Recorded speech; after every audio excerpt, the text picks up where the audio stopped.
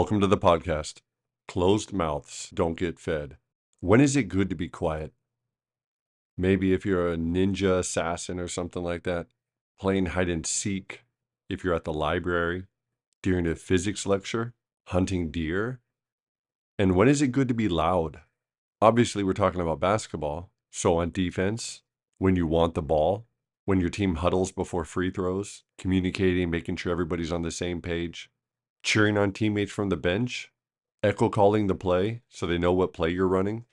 These are just a couple examples. I'm sure you can think of a lot more, but you get the idea that communicating in basketball is very important. A long time ago, it was taboo for a parent to talk to a coach. Some coaches even have a cute speech that they give where they explain that they're willing to talk about everything except playing time. That used to just be the way it was. But parents want their kids to play. They want them to move up. They want them to move on. They want them to get better. They want to see him perform on the court. And eventually they want to see him get a scholarship and play in college. Maybe get some of that NIL money. That's out there these days. Things have changed. It was kind of alluded to and implied that players should do that themselves. They should talk to the coach.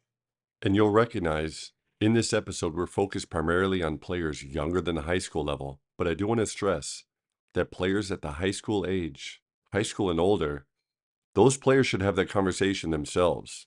If they want to know about their playing time, they should contact the coach. They should initiate a conversation. They should do that themselves.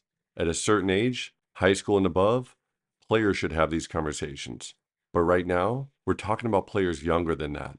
But there's a gray area in that for what age that exactly applies to. Is it that high school players and older, players of that age, they should talk to the coach themselves? I already kind of shared my opinion, but how? When? And what about younger kids? Same two questions. How? When? Should there be a meeting in an office that the coach doesn't even have with the volunteer coaching dad? How would a kid, third grader, fourth grader, sixth grader, eighth grader, how would a kid even schedule that meeting? Pretty impressive to even think about how organized and professional a fifth grader would have to be to set up a meeting with their coach. Can they even articulate what they want in the right manner? And what is the right manner? The right delivery, the right approach. Dear Sir or Madam, I would like to respectfully request a conference in order to discuss the prospect of potentially experiencing an increase in the allotted time I spend inbounds during our game activities. I mean, what is the right delivery? That'd be pretty impressive if a kid could come up with that. But we know they can't. Kids can articulate that. Maybe they should, but let's be real. Below high school, that's not going to happen. In high school and older, sure, they should perhaps learn how to initiate and hold those difficult conversations on their own, without you, without their parents present, and then learn how to deal with whatever is said in response. But for meetings with kids involved, where parents are there, perhaps the coach lays all the cards on the table and explains that your son or daughter is 13th on the depth chart because the kids in front of him or her are simply that much better, more skilled, smarter, faster, stronger. That's a tough one sometimes because puberty happens for kids at different rates. So sometimes coaches play the tall kid, quote unquote tall. They play the tall kid in fourth grade who can get all the rebounds. But when you look at the parents who are both 4'2", it should be obvious that the kid might not grow up to be the next Patrick Ewing down the road. Maybe, but probably not. So sometimes that's a tricky area because some kids develop sooner than others. And some coaches, that's what they see because it's obvious and it's in their face. You can see muscles instantly, whereas it takes time to see and appreciate skills and intelligence. But anyways, in a perfect world, players can initiate these conversations with the coach themselves. But at what age level? And when? How? More often than not, it falls on the parent to have an adult conversation with the coach. But the question remains, should you talk to the coach? We all know that parents do. It happens more than ever before. And politics always plays a role. Don't be naive. There's some really good and genuine people out there, but there's also people that do things for something or the hope of something on the back end. Good old-fashioned quid pro quo, which is Latin and means this for that, meaning you do this for me and I'll do that for you. a type of insinuated transaction or exchange.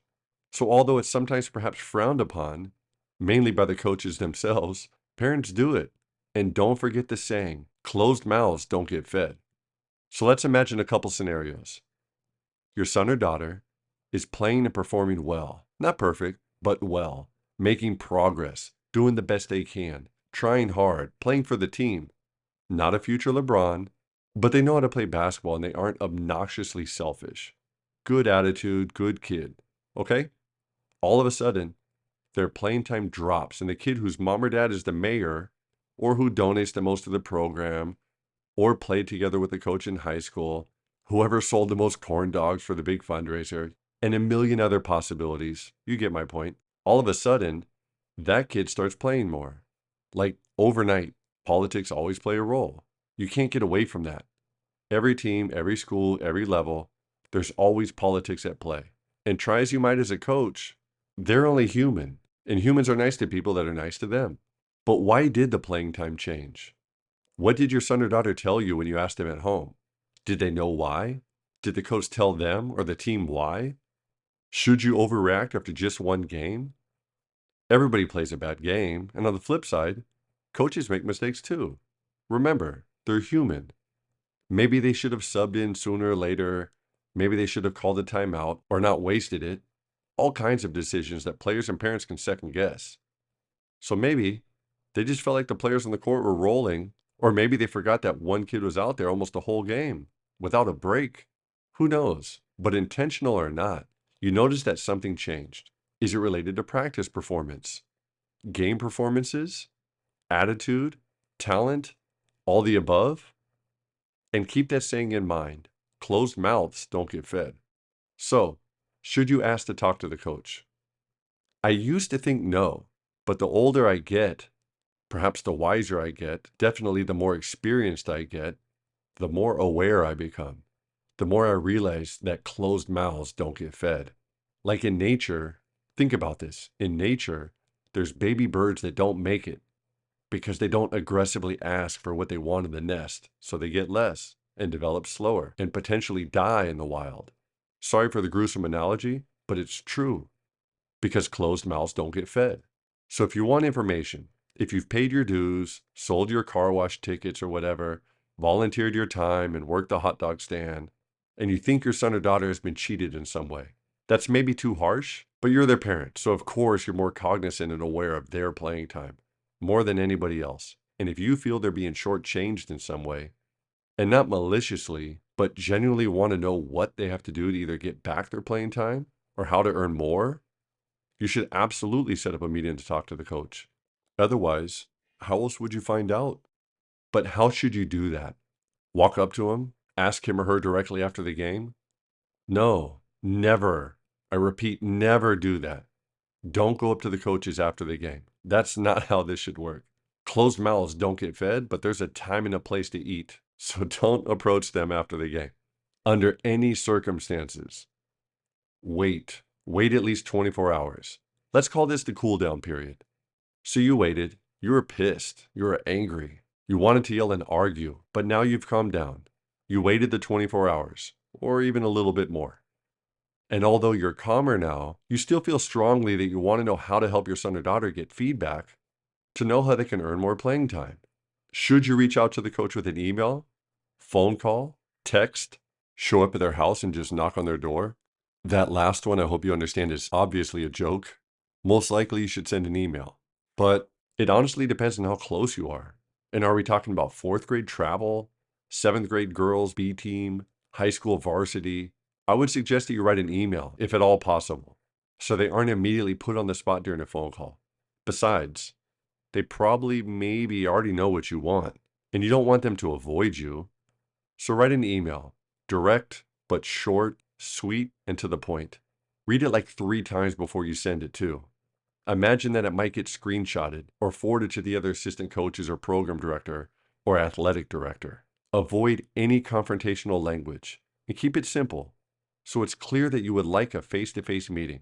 You don't want to go back and forth via email. Say something like, "Dear Coach, I would like to request a brief meeting with you at your earliest convenience. I know you're very busy this time of year, but I kindly request 5 to 10 minutes of your time so we can sit down together. Thank you. Anything like that will work. Don't mention playing time. They're not stupid. They'll be able to figure it out. And remember, this email could be forwarded to others, and you never want something in writing that could appear overly emotional or put you or your child in a bad light. So keep it short and sweet. Now to the meeting. Remember, closed mouths don't get fed.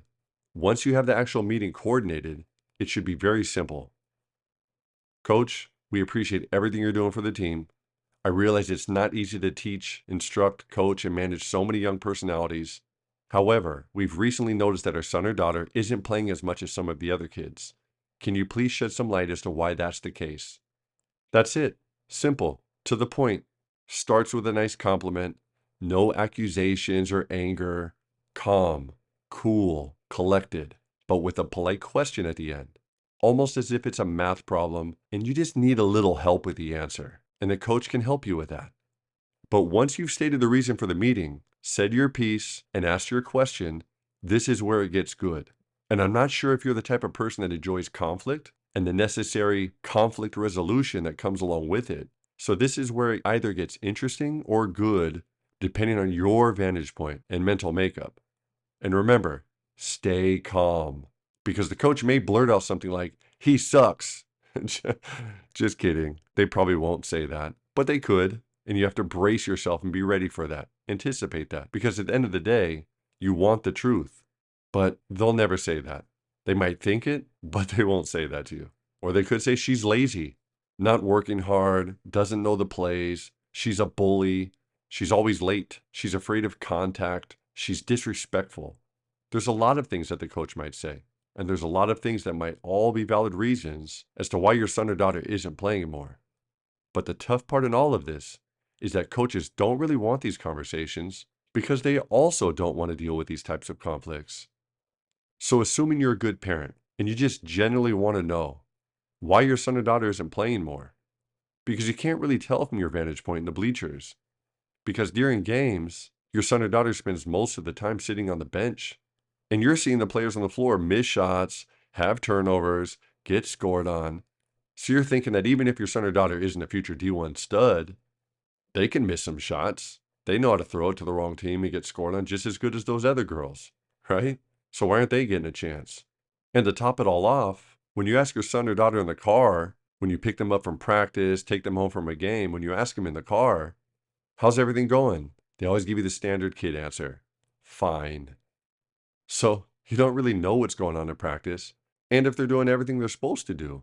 So you generally have no idea how they're doing, and you simply just want to hear the coach's reason so you can do whatever you can to help your son or daughter change course and improve so they have a chance to earn more minutes. But keep in mind that coaches don't really want these conversations. They don't want to deal with these types of conflicts, but closed mouths don't get fed, and you want to help your child eat. Your hope is to help your son or daughter succeed and play more, have fun, learn valuable life lessons through sports, through basketball, learn cause and effect, figure out what they need to do to improve their chances of getting in and staying on the court more often. The coach hopes to be left the heck alone. Just kidding. Well, maybe that too, but the coach wants to do whatever possible so he or she can try to win games, which could potentially take us to an entirely different discussion, which will definitely be a future episode, revolving around whether youth sports should be focused more on developing or on winning. Equal playing time, fair playing time, or trying to win so the best players aren't coming out unless they foul out type of playing time. And there's a natural shift in that philosophy as players get older and move up in levels. If your youth program even has a top-down philosophy with its structure, many don't. And for those that don't, let's just say it feels like the coaches and volunteer parents, they can kind of do whatever they want. Almost like the program just says, good luck, do you. That's not fair for the kids. And then those programs, they wonder why kids don't show up to high school ready.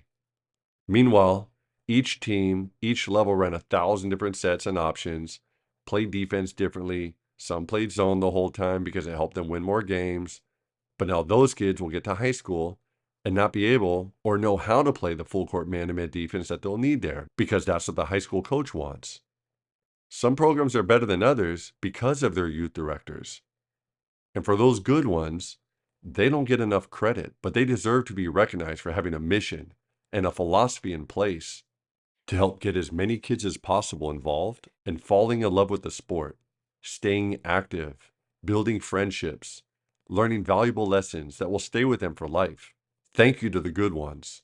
But wherever there's good, there's bad too. There's no good without bad. So let's assume in your situation, the playing time seems out of whack in some way, and you just want a fair chance for your child. And closed mouths don't get fed. So you want what's best for your child. The coach wants what's best for the team as a whole.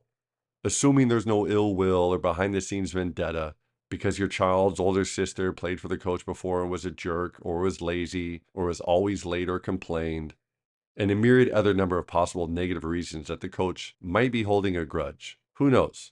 We'll assume that's not the case. But that stuff does indeed happen because we're dealing with humans who have emotions, who have flaws. We'll call it human error. Maybe someday, when AI completely takes over and we have robot coaches, stuff like this won't happen. But maybe AI learns to hold grudges too, as it trains itself to become more human-like. So, because coaches don't really want these types of conversations where parents are asking about playing time, but parents rarely, if not never, get in-season feedback. So something has to give. But the coaches, they don't want to deal with these types of conflicts.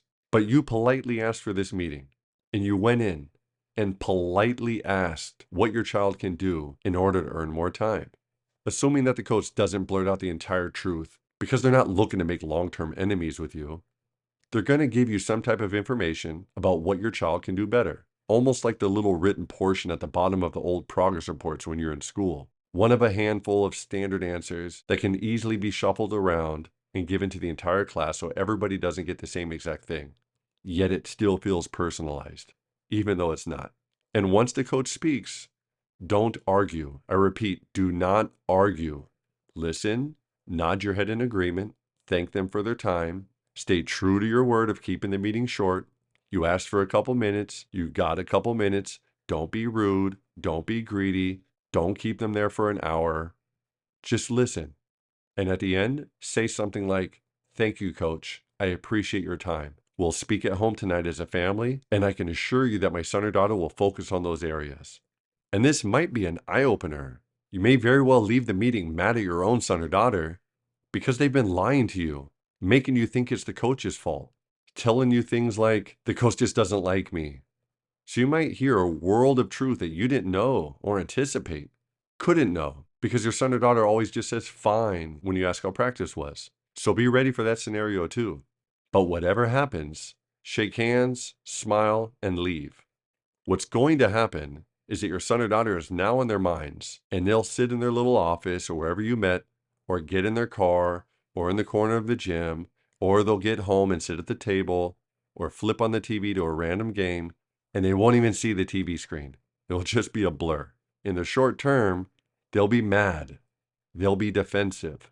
They're humans. They'll silently be thinking, little whispering noises in the furthest crevices of their brain about how much your kid sucks and how much of a jerk you are to ask about playing time. And they'll figure out who they can complain to. Their spouse, their assistant coaches, somebody like that, somebody they can trust. But not too loud and not with the risk of it getting out that they're talking trash, because they're smart enough to know that that would be bad and make the situation even worse. But then they'll start to think about whether perhaps you were right to ask. And the next couple practices, they'll keep an eye on your son or daughter, seeing if there's indeed progress. And this is the most important part of this. Your son or daughter needs to bust their butt like never before and show improved effort on defense or whatever it was that the coach told you. Because whatever they told you was clearly on their mind. Maybe not the entire truth, but if they said they need to do a better job hustling back on defense, for example, then that's exactly what the heck your daughter needs to do. Like, it needs to be obvious that you went home, talked to your kid, and the kid came back focused on improving the areas that the coach mentioned. If your son or daughter does that, the coach will notice because it's on their mind. And pretty soon, they'll start to come around and see that the meeting was a positive, something that perhaps helped. And at some point, you'll most likely notice that your child plays more because closed mouths don't get fed, which is very similar to the squeaky wheel gets the grease saying. Mechanics don't go around fixing things that don't sound like they need some attention. Coaches don't go around putting in a new press break unless they've struggled getting the ball in against pressure. And those coaches definitely aren't worried just about your kid as much as you are because they have a team to manage. And on the flip side of that coin, that entire team doesn't leave with you and you don't send them to bed every night in your house. You have your own kid. They have their team. So because you spoke up, you drew attention that something needs fixed, that there's a problem, that if it doesn't get some grease, the wheel might fall off the cart.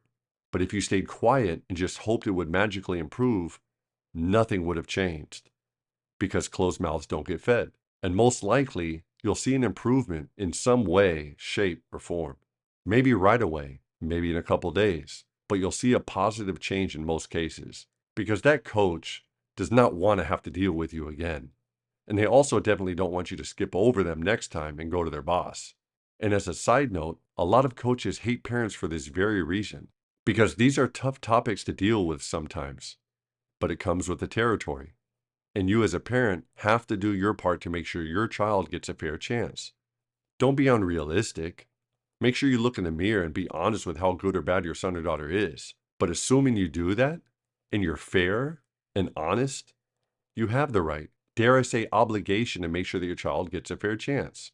Because maybe the coach just made an innocent mistake and forgot about your kid or the entire bench in a game or two in the heat of the battle.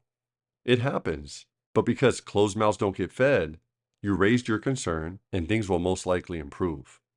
And if it doesn't, at least you tried and you can feel at peace and you'll have no regrets about the situation. You did your part and you can lay your head down on your pillow and sleep good at night because you tried. So what's the solution? What could potentially help coaches avoid parents feeling the need to come to talk to them? I would suggest some sort of mid-season progress reports, short meetings, 3 to 5 minutes with each player and parent.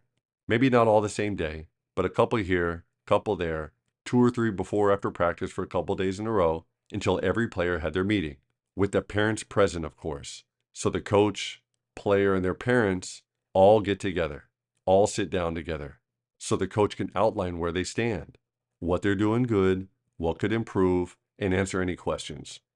I would also suggest setting down a timer in these meetings, and using an iPhone would be good enough, just to let all parties see the time counting backwards, like a 5-minute sand hourglass, to make sure it doesn't turn into a long, drawn-out court case. You don't want this to feel like there's a plaintiff and defendants. You don't need anybody saying, "I would like to submit Exhibit A to the court, Your Honor," unless you feel that's required, who knows. But it shouldn't last more than 5 minutes. That's the point. Short, sweet, feedback, question and answer, and next player. A chance to touch base about any issues. Let the parents hear the coach's voice. Get some feedback so they can reinforce whatever needs to be said at home. So as much as you probably don't want to have a meeting with your coach because you're worried about making things worse, oftentimes it's the best thing to do. Closed mouths don't get fed after all. And without having initiated that meeting, most likely nothing will change. And you, your son, your daughter, will not only be unhappy, but you'll also be unaware. And being unaware, uninformed, is one of the worst feelings ever. So you almost have an obligation. You have to let the coaches know that you care and ask for a meeting because closed mouths don't get fed. Anybody out there listening have any experience with this topic? I know that many of you do because I get text messages and emails all the time, but I also know that you most likely won't comment on this one. And I'm not going to ask any of you to comment with the name of the coach that was a jerk to your 3rd grade son back in the day. Please don't do that. But maybe you have an opinion, one way or the other on this topic, and your viewpoint might help the next parent. Do things, see things, understand things better than you did when you were going through it. So if that's the case, please share. And let's help as many parents as possible navigate the sometimes very complicated world of youth sports. And please don't forget to like, subscribe, share, retweet, repost, all that good stuff. And for those of you that do, thank you. A sincere thank you. We appreciate you, and we'll keep coming out with new content to educate and stimulate thought. Closed mouths don't get fed. Come get some.